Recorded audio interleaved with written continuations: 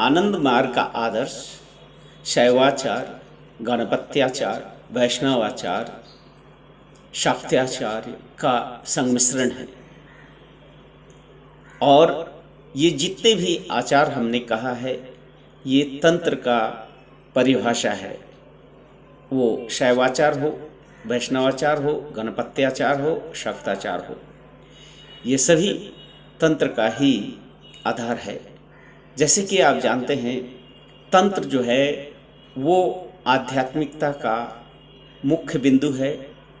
तंत्र आध्यात्मिक अनुभूति प्राप्त करने का एकमात्र सूक्ष्म मार्ग है। तंत्र आत्मा अनुभूति का एक मार्ग है। तंत्र के बिना आध्यात्मिक अनुभूति और आत्मा अनुभूति, सेल्फ रियलाइजेशन सिर्फ एक कहानी बन के रह जाता है।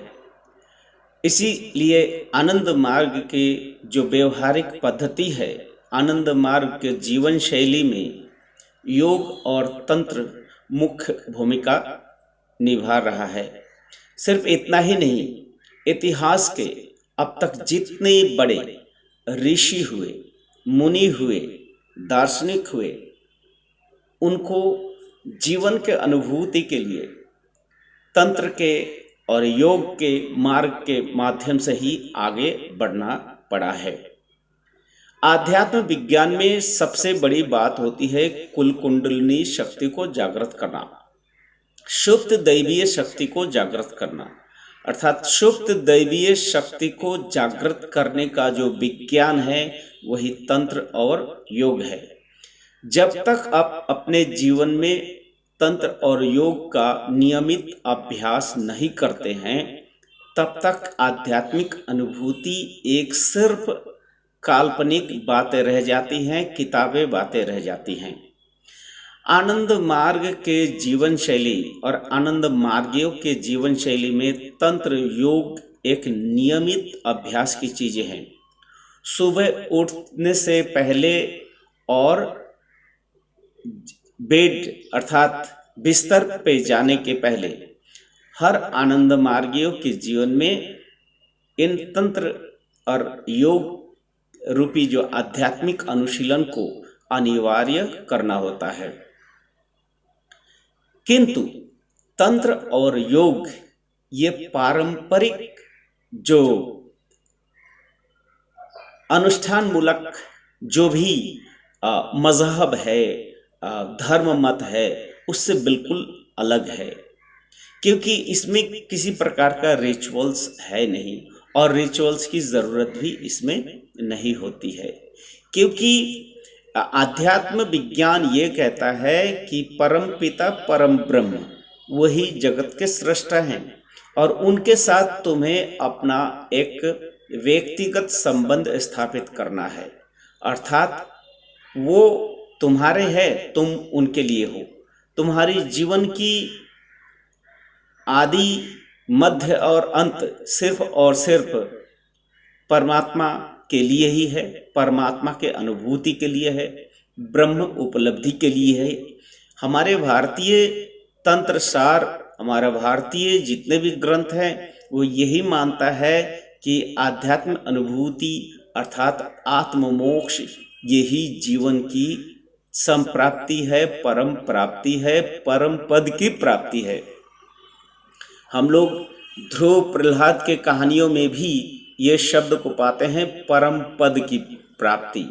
तो परम पद की प्राप्ति बिना अनुशीलन या अभ्यास से संभव नहीं है। इस बात को आनंद मार्ग के प्रवक्ता जगतगुरु श्री श्री आनंद मूर्ति जी ने स्ट्रिक्टली दिशा निर्देश दिए हैं कि बिना अनुभूति के ब्रह्म विद्या या ब्रह्म के संबंध में बोलना मूर्खता के सिवाय और कुछ नहीं है।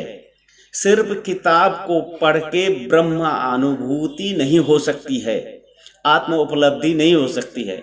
आत्म उपलब्धि के लिए ब्रह्म साधना एक बहुत ही महत्वपूर्ण अंग होता है। इसलिए आनंद मार्ग का आदर्श ही है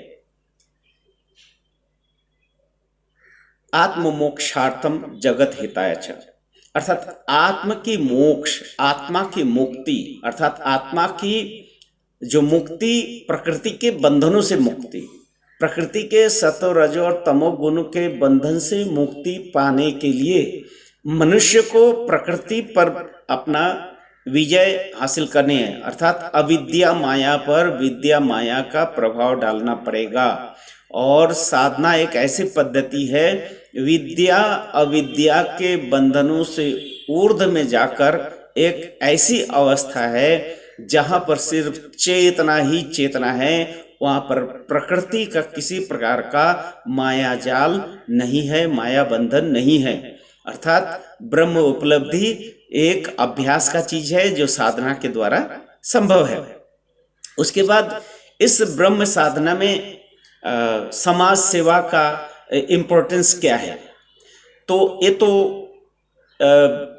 जाहिर है कि ये जगत है, ये मिथ्या नहीं है, ये जगत आपेक्षिक सत्य है। जिस तरह से अगर ब्रह्म सत्य है तो उनकी सृष्टि भी, इसकी भी सत्यता है, लेकिन ये परिवर्तनशील जगत है, इसलिए इसे कहा जाता है संश्रियते इत्यर्थ है संसार, जो परिवर्तनशील है। देश काल पात्र के परिवर्तन हो जाते हैं, आज जो है कल वो नहीं होंगे, कल जो नहीं है हो सकता है भविष्य में वो आए। अर्थात ये जो कुछ हम दुनिया में देख रहे हैं देश काल पात्र के बंधन के अधीन है, लेकिन ये सत्य है कि इस परिवर्तनशील जगत में हम अब जन्म लेते हैं, बढ़ते हैं, फिर मृत्यु के मुख में जाते हैं। यही परिवर्तनशील जगत है और यह परिवर्तनशील जगत भी उस परम ब्रह्म की ही सृष्टि है। इसलिए इस परम ब्रह्म की सृष्टि को नहीं मानने का अर्थ है परम ब्रह्म के अस्तित्व को ही अस्वीकार करना। इसलिए आनंद मार्ग में साधना और जगत सेवा दोनों को ही समान मर्यादा दी गई है। साधना करनी ही होगी और जगत सेवा भी करनी ही होगी, क्योंकि जगत सेवा करने से, दुखियाड़ों का सेवा करने से ही मन पवित्र होता है और मन पवित्र करके ही मनुष्य आध्यात्मिक पथ पे अग्रसर हो सकते हैं। इसलिए आनंद मार्ग का आदर्श है आनंद की संप्राप्ति, और आनंद की जो अवस्था है वो है सुख दुख से परे है। आनंद की अवस्था कालातीत, देशातीत और पात्रातीत है। आनंद की अवस्था को चैतन्य अवस्था माना जाता है, इसलिए कहा जाता है नित्यानंदम परम सुखदम केवलम आनंद मूर्तिम विश्वातीतम गगन सदृशम तत्वमस्यादि लक्षणम। अर्थात यह है कि जो आनंद की अवस्था है वो नित्य है, शाश्वत है और वो आनंद स्वरूप है, चेतना स्वरूप है। इसलिए उस चेतना स्वरूप परम ब्रह्म को जानने का जो एकमात्र व्यवहारिक विज्ञान है उसे आध्यात्म विज्ञान कहते हैं, और उस आध्यात्म विज्ञान का ही नाम हम योग और तंत्र के रूप में जानते हैं, जो भगवान शिव का दिया हुआ है और भगवान कृष्ण का दिया हुआ है। आनंद मार्ग इसी आदर्श को मानता है और लेकिन आनंद मार्ग से प्रॉब्लम क्या है कि आनंद मार्ग किसी प्रकार के अनुष्ठान मूलक कार्यक्रम को नहीं मानता है। आध्यात्म में किसी तरह का अनुष्ठान या रिचुअल्स नहीं होते हैं। आध्यात्म बिल्कुल ही एकांतिक साधना है, अकेले साधना करना होता है। इसमें इंसान को अपना संस्कार का भोग खुद करना पड़ता है। संस्कार इंसान खुद बनाते हैं। संस्कारों को समूल नष्ट करने का, दग्ध बीज होने का काम इंसान को खुद साधना के द्वारा करना होता है। इसमें कोई किसी के लिए मददगार नहीं होते हैं। कोई अगर अच्छा संस्कारी आदमी है उसका संस्कार दान में हमें नहीं दे सकते हैं। हम अपने बुरे संस्कारों को दूसरों को दान में नहीं दे सकते हैं। इसलिए इंसान का जीवन भाग्य अपने संस्कारों पर निर्भर करता है और ये संस्कार पूर्व जन्म का संस्कार, आरोपित संस्कार और अर्जित संस्कार, ये सब चीजें होती हैं। इसको हम बाद में डिटेल में जानकारी देंगे। लेकिन आनंद मार्ग के साथ जो मनुष्य की जो एक साधारण सी मनुष्य का जो डर है वो है आनंद मार्ग से लोग डरते हैं, लेकिन डरने की कोई बात नहीं है। आनंद मार्ग विशुद्ध शाश्वत सनातन धर्म है। आनंद मार्ग ही वर्तमान युग में देखा जाए सिर्फ विशुद्ध शाश्वत अविशुद्ध आध्यात्मिक चेतना की साधना करता है। इसलिए घबराने की कोई बात नहीं है। रिचुअलिस्टिक अंधविश्वास आडंबर जो मनुष्य के मन में एकदम मकड़ी का जाल बिछाया हुआ है, जिससे निकल के इंसान को आने में कष्ट होती है, इस कष्ट से ही डरते हैं। आखिर न जाने इतने दिनों से इस मकड़ी के जाल में हम पड़े हुए थे, न जाने अब क्या होगा, निकल जाने के बाद क्या होगा। याद रखिएगा, एक बार मकड़ी के जाल से निकल जाएंगे तो बिल्कुल ही आप मुक्त हो जाएंगे। उन मुक्त विहंग के तरह आप रहेंगे। इसलिए समाज में व्याप्त अंधविश्वास पाखंड, इसके विरुद्ध में आपको खुद से आगे होकर उसको